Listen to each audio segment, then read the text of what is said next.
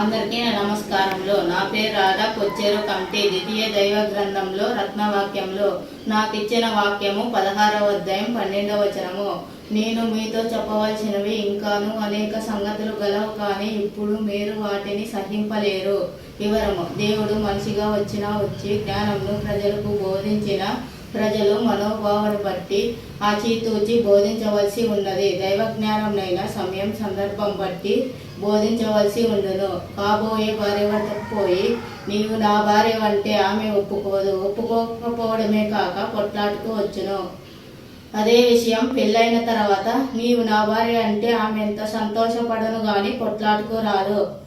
జరగబోయే సత్యమును ముందు చెప్పిన సహింపని వారు దైవ జ్ఞానం చెప్తే వారు అర్థం చేసుకోలేక తిరిగి ఎదిరించే మాట్లాడే అవకాశం కలదు.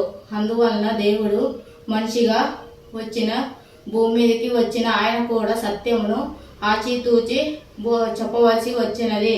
ఉదాహరణకు, రావణ బ్రహ్మ దేవుని అవతారమైన ఆ మాటను ఇప్పుడు చెప్తే కొంతవరకు వినేవారు గలరు. అదే విషయాన్నే 50 సంవత్సరముల ముందు చెప్పి ఉంటే ప్రజలు ఒప్పుకునేవారు కాదు. రావణుడు దుర్మార్గుడని, రాక్షసుడని ఎదురు చెప్పేవారని. అందువలన జ్ఞానము కూడా ముందు వెనక చేసి చెప్పవలసి ఉండును. యేసు కూడా తన శిశువులతో, నేను మీతో చెప్పవలసినవి ఇంకా అనేక సంగతులు గలవు, ఇప్పుడు వాటిని మీరు సహింపరు అన్నాడు.